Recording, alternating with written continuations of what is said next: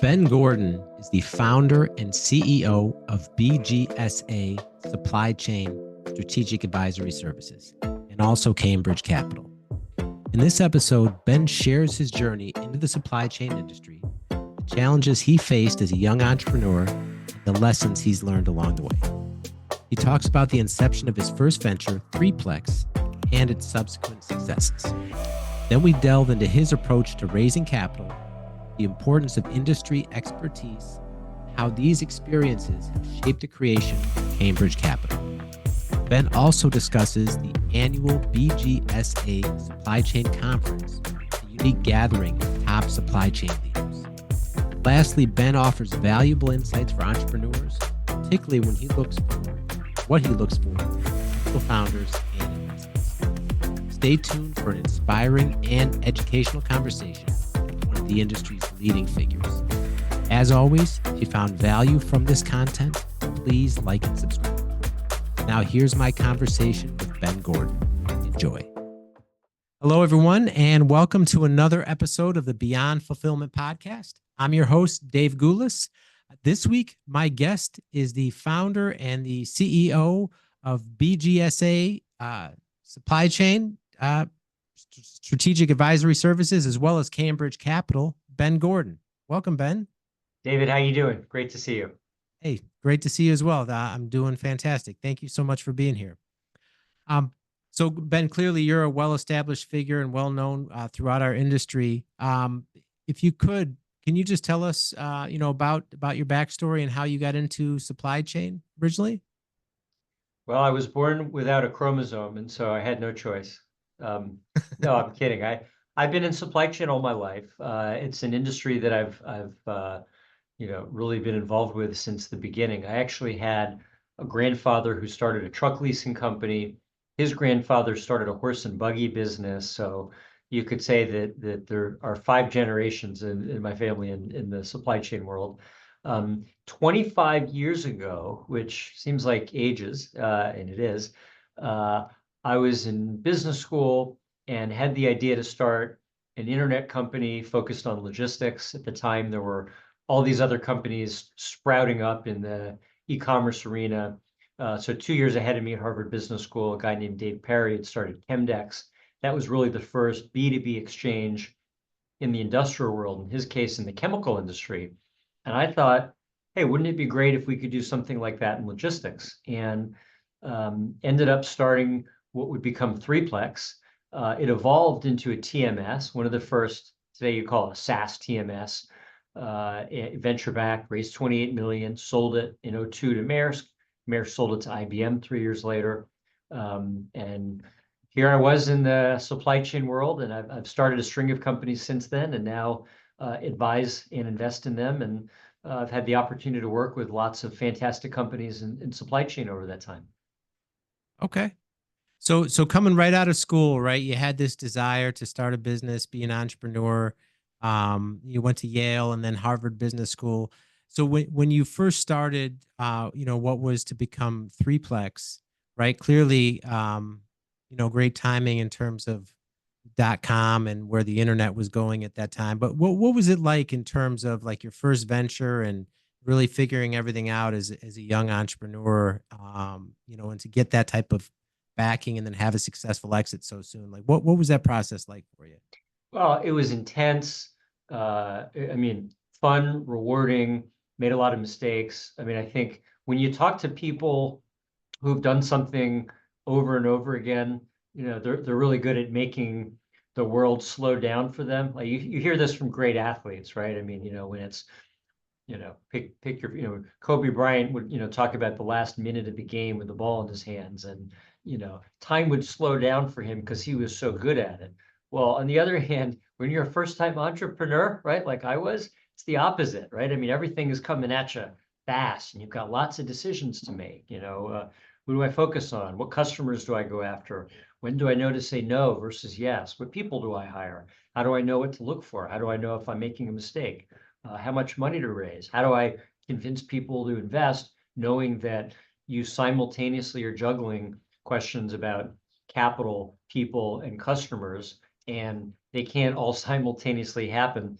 but you sort of have to make them simultaneously happen. So, a lot of challenges, but in the end, I guess I would summarize it by saying that the first month of threeplex was an amazing, exhilarating, and intoxicating time because essentially we came up with the idea, which was originally a B2B exchange that became a marketplace, that became a TMS, but it was all about how could we use internet technology to streamline the logistics world. Spent a lot of time talking with brilliant people, some of whom I'm still friends with. I mean, I remember calling George Abernathy when he ran sales at Sabre. George went on to run or help run companies like Transplace and FreightWaves and a number of others. And but asking questions from smart people so that you could learn more, which is really, I think, the foundation of the entrepreneurial journey, was great. I mean, I remember we did over 40 interviews with people like George and voluminous notes, and that just helped us get smarter about what was broken and how could you do better. Third, I remember, I mean, some of the key early decisions. One of the most important was people, and picking Tanya as a co-founder and partner, who ended up being a tremendous ally, and sort of a great team division of labor, and who's doing what, ability to candidly discuss, debate, and as Jeff Bezos likes to say, disagree and commit, because you don't always have agreement on everything, but you still have to figure out how to move forward. And then lastly was raising capital, and figuring out how to find investors that would believe in us and back us and allow us to continue on our journey. So I think those are four of the critical things that really happened in the very beginning. And made a lot of mistakes, but learned a lot from it. Okay. And that last point you mentioned about raising capital. I mean, clearly you're an expert in that, and you've got one of the largest private equity firms within our industry. As someone such a young entrepreneur, like what was that like for you trying to figure out how to give investors confidence in a new idea and a new technology as the internet was at that time, and someone was young in your career? Yeah, I mean, it was super hard because, I mean, first of all, in the beginning, I didn't know what people were looking for, right? I mean, as an entrepreneur, as a founder, you think you know what matters, but number one, you might be wrong. And number two, different people have different opinions, right? So, like, I remember spending a lot of time talking to investors and explaining to them what was a 3PL and why would we ever want to focus on this weird niche that most VCs had never heard of. And this sounds crazy. It probably sounds crazy to you because, I mean, like obviously you know a tremendous amount about what a 3PL is, and so does your audience. But at the time, people outside the industry were much less aware of what this industry was. So I quickly realized that I had to spend more time educating investors on, well, what's a 3PL? Why does it matter? Why is this even a category that matters? Spend a lot of time educating them on why was this a large, growing, fragmented market, with real problems, and how were we solving something that was significant? And then lastly, I had to show them that people that knew the industry believed in us. And so my initial approach was, oh, well, we'll just go to Silicon Valley and talk to, venture capital firms. I had a somewhat hilarious but embarrassing trip to Sand Hill Road, the legendary, street of venture capital, um, in December of 99. And I was driving from one VC to the next, and I was driving from Sequoia to Kleiner Perkins, which were both, on Sand Hill Road. And while I was in the parking lot leaving Sequoia, I got sideswiped. Okay, so I'm driving this rental car, and now there's a massive dent in the side of it. Like I had to get out and pull the metal off the wheel, off the tire, because the tire wouldn't operate. So now I'm dirty, I'm covered in grease, I'm late for the pitch meeting. And then best of all, I exchanged insurance information with a woman that hit me. And I noticed that her last name is Byers. And I think, that's interesting because the next pitch that I'm going to is Kleiner Perkins, Caulfield, and Byers. So I just got sideswiped by a named partner's wife. And I'm thinking like, okay, this couldn't be worse. I'm going to show up late, dirty, I'm agitated, and I got in a car accident with a partner's wife. And so, needless to say, wasn't my best pitch. None of those Silicon Valley meetings went well, actually, and we didn't get term sheets from any of them. But what we did do, and this was very important, we ended up going to people from the industry that knew what we were doing, knew supply chain, knew 3PLs, knew why technology could help. And we got some CEOs in the supply chain arena to invest in us. Um, that helped, partly because they were smart, but also because the investment world really is full of lemmings. And everybody wants to know who else that knows more than them is in. And so if you told a generic VC that you were going to revolutionize an industry that they knew nothing about, usually they would pass. But if you told them that several of the smartest people in the industry were already in as advisors or investors or otherwise, all of a sudden, same business, much more interesting to them, much more appealing. And we did that. And in the end, we ended up getting investors like Goldman Sachs, Morgan Stanley, Bank Boston Ventures, and a host of others. So a lot of false starts.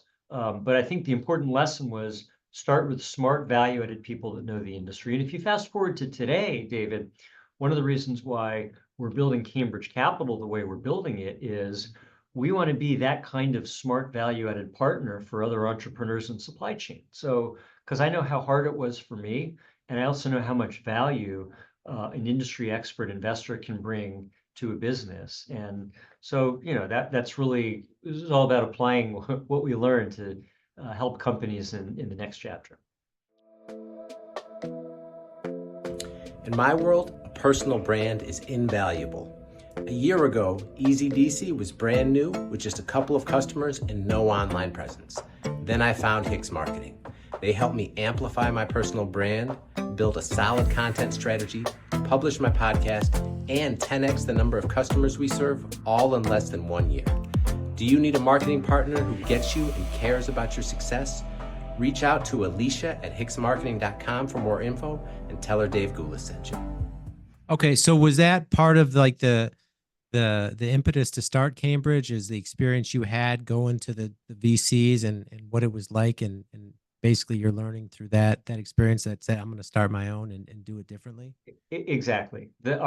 Our goal was, let's be the kind of investor that I would have wanted at Threeplex 25 years ago. Let's be the kind of firm that, number one, knows the industry, so we don't waste entrepreneurs' time asking a lot of remedial questions about how does this work.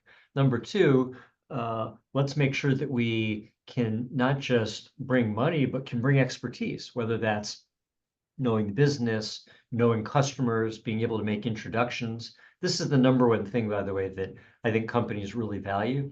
It's the commercial introductions. Most investors believe they add value through strategic insight. And most entrepreneurs really just want practical help. They don't want to be told what to do by somebody wearing a vest and sitting in New York and claiming expertise in something that they were never on the operating side of before. But everybody wants access to customers. So, for example, for pretty much all the companies we've invested in at Cambridge Capital, we'll get involved in helping in those areas. We'll introduce them to customers, and we know hundreds of CEOs and CSCOs and other supply chain leaders. That commercial impact really makes a difference. Because you were at our conference, a few months ago. There were over 350 CEOs, CSCOs, and other supply chain leaders there. So the access to those people, I think, really matters. And then lastly, pattern recognition. So, it's one of the things that I think can be really valuable when you're an entrepreneur. You're building one business, and maybe if you've been a serial entrepreneur, you built another one or two or three other businesses. But wouldn't it be great to have access to the playbook, right? Like the pattern recognition from seeing lots of great successful companies. Well, thankfully, we have a playbook like that because we've worked with so many great companies. We were original investors in XPO, which spawned GXO and RXO. We were original investors in a whole host of other companies in different areas of supply chain that you might know, Bring and last mile, reverse logics and returns, Bird and e-commerce fulfillment. And so the pattern recognition from seeing what's worked elsewhere is something that most entrepreneurs end up finding really helpful, because you want to know, okay, how did somebody else do it? What did that guy do right? How can I learn from that? Because I mean, like, Brad Jacobs built $20 billion of value with XPO, RXO, and GXO. Wouldn't it be amazing to be able to learn from the things that that he did right? Or think about some of the other amazing people that have built multi-billion-dollar value, growth, and success. The way Sid Brown built NFI, the way Herb Shear built Genco, the way Doug Wagner's built Echo. Like, these are all great guys, and those are companies that we've worked with. In some cases, those are CEOs who are operating partners or advisors, and those are some of the kinds of amazing people and companies that I think being able to study, learn from, and contribute to helping others on their entrepreneurial journey can really make a difference.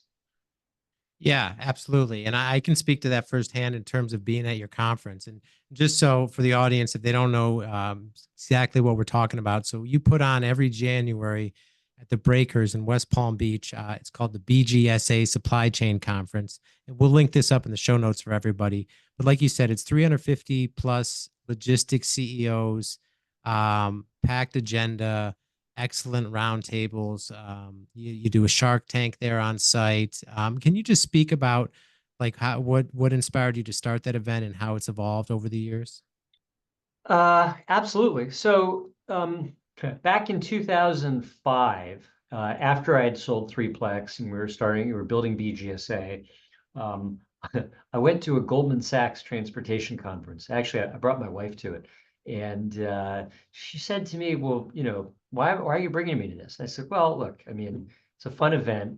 I'm going to go see a lot of CEOs and have some interesting meetings. And, how can you not have fun? I mean, you're going to be at a great event, and Goldman's putting it on, and they're the best, right?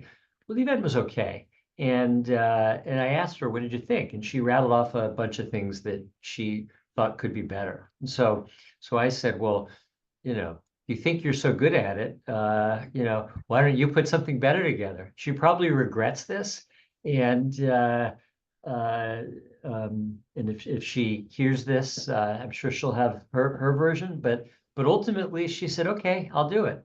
And so we ended up. My wife ran the conference the first year. It was back in January of 2007, and we had, I don't know, I think like 70 CEOs. It was at the Breakers. The goal was simple. It was really, let's bring together the best and brightest in the industry. Let's reframe it as something that doesn't really exist here now, which is not a trade show, not like an industry association event, not a Wall Street event, but really a gathering of the best and brightest debating the big issues. How do you think about M&A? How do you think about growth? How do you think about technology? How do you think about innovation? One thing that's worth noting, and I mean, look, if you're a student of the industry, as I know you are, David, 2007 was around the time that big industry association was still called CLM, Council of Logistics Management. I don't think they changed their name yet to CSCMP, right, to Supply Chain Management. So people weren't using the phrase supply chain that much back then. But our thought and our tagline was really the gathering of the best and brightest across all areas of supply chain. And that was so important because letting top CEOs in warehousing, top leaders in truck brokerage or freight forwarding or intermodal or various areas of supply chain software, that cross-pollination of ideas was really powerful. And the model that we had was, there's a Sun Valley conference for the tech world, tech, media, and telecom, that the Allen and Company investment bank hosts. And the Sun Valley conference is sort of like that, best and brightest in TMT. People go, they have fun. It's a great destination. They learn a lot of deals happen. We thought, well, why don't we build that for supply chain? And I mean, you've been there, you were there for our 18th annual conference, right? And I believe we've built that, and I think it's measured not just in the caliber of the people that are there, but the quality of the ideas, the nature of the deal activity that comes out of it, deals like Uber, Transplace, and many others that have happened there, and the fact that people keep coming back over and over because they learn so much, and the people are so outstanding. I'll tell you, David, during COVID in 2021, we canceled the conference. And then I got calls and emails from something like 30 guys, mostly CEOs. And they said, Ben, you have to host a dinner. I said, what do you mean I have to host a dinner? They said, well, we're still coming anyhow. And I said, well, what are you talking about? We canceled it. They said, nope, we're coming. We've been coming for years, and COVID's not going to stop us. So, okay. So we hosted an outdoor dinner, and it was different, but it was fun and it was special. And I think it tells you something about the cult following of CEOs and leaders that keep coming back and benefiting from it. Yeah, absolutely. Tremendous event. Okay, so like you mentioned, after starting Cambridge, you had string of successful investments, and like you said, XPO and many other companies, and you're still very active present day. Can you just talk to our audience, because I think that'd be very helpful too, just about like when you're investing about in a company. I mean, clearly you have to understand the business and all of that, but as far as the entrepreneurs themselves and like the founders that you're backing, what are some of the most important things that you look for in a founder that you're going to invest in? Yeah, great question. So, look, and it's important because, I mean, it's worth noting, David, that we do both growth and buyouts. Growth investments, tend to be companies that are, earlier, not super early, but they're typically like 5 to 30 million of recurring revenue if they're software companies. And so you're investing in business, but you're really investing in the people. And it is a binary thing. You have to believe the business is great, and you have to believe the people are great. If both of those aren't there, again, it's a binary decision. We wouldn't proceed. So the question that you're asking is important. What do we look for? And people matter on the buyout side too, but I would say it's extra important when the business is just for earlier. So what do we care about? Well, number one is tenacity in overcoming obstacles to succeed. Why? Because life throws you curveballs. I mean, if you were building a company in 21, 22, and you were riding the wave of e-commerce and COVID and shortages and all kinds of growth, you might have thought, hey, I'm on this, straight line upward, and things continue that way. And well, the last 2 years has been a slap in the face from reality that it doesn't work that way. And so, people with grit, resilience, ability to overcome obstacles, figure out how to solve those problems and deal with them. But not everybody can, and not everybody does. So I think that's super important. And it's hard to measure. It's hard to assess. I mean, you can get at it by asking people, how did you overcome adversity? What was something difficult? What did you do about it? And how did you get past it? But in the end, that's a really important thing to evaluate. So I think that's one. Two is, look, I think you look for people, this is related, that are winners. And there's winning in business, there's winning in sports, there's winning in life. But I mean, there are lots of different ways where you can be a winner. And I mean, it's helpful to know, what's somebody's passion, and how did they how did they figure out how to be the best at something, whatever it is, whether it was like I said, a sport or a nonprofit or an extracurricular or otherwise. But in the end, people say past performance is not indicative of future performance. That's partly true, but it's partly not true because as I said, winners figure out how to win in different places in their life. And so I think that matters. Third is coachability. And that's important because, look, nobody has all the answers. I certainly don't have all the answers, but there's a great line about, I think it was Socrates, and somebody asked Socrates, why are you known as the wisest man in Athens? And he said, well, I'm not the wisest man in Athens. And he rattled off several people that he thought were smarter. And then he said, well, maybe it's because I know what I don't know that I am the smartest man in Athens. And I mean, that's not just a philosophical aside. It's a big deal. I mean, you have to know that you don't have all the answers, embrace that, and recognize that there are other people that can help you on your journey. And if you think you have all the answers, great, but maybe you're the one person that's ever lived that has all of them.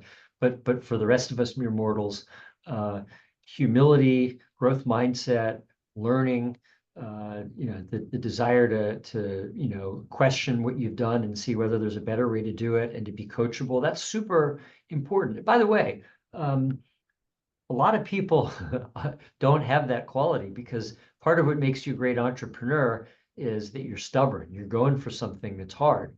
But if you're going for something that's hard and you don't also step back and question, hey, am I doing the right thing? And does this still make sense? And does this assumption still hold? You're often just going to put your head down and run, but you might run right into a wall. So coachability matters. And then look, I think the fourth is, realistic assumptions and goals about what you're looking for in a partner. There's some people building a business and they say, all right, having an investor is a necessary evil. Like, I need it because I want money for growth, or I want to sell a stake, or I want something else. And that's fine. But it's not really a good way to pick a partner, right? I mean, if all you're doing, you're looking for a tool, a hammer or screwdriver or some other tool, that's not really what an investor is. And ideally an investor is somebody that knows your business, that knows you, that can be helpful, and that's a welcome part of the process. And if you don't have that mentality, or if you don't have that partner, then you're just set up to fail. So in my mind, those are the four critical things: ability to overcome obstacles, winning mentality, great, listening skills and curiosity and growth mindset, and coachability. And I think, if you really boil it down, I think those are the four common ingredients in the best CEOs that we've worked with. And so those are things that we look for. Okay. Outstanding advice. All right. And Ben, if people want to get in touch with you and find out more about Cambridge Capital or BGSA or the conference you put on every January, what's the best way that people can reach out to you? So I'm pretty accessible. You can go find me on our websites, cambridgecapital.com, bgsa.com. You go to LinkedIn, the handle is I think it's Benjamin Gordon 18. I should know that. But if you just search for Benjamin Gordon Cambridge Capital, pretty easy to find. You can find me on X or elsewhere. And I'm because I know what it's like to go through that journey. I definitely try to go the extra mile to be available and be accessible and be helpful. I can't always promise how much time I'll have, but I tend to be responsive, same day responsive whenever I can. Travel notwithstanding, because I know what it feels like on the other side. So would encourage anybody that's building something great or knows somebody that's building something great, please reach out. All right. And we'll link all that in the show notes for everyone. All right. Awesome. Well, Ben, thank you so much for taking the time. We really appreciate all your wisdom. And that's all the time we have for now. We will see you next time.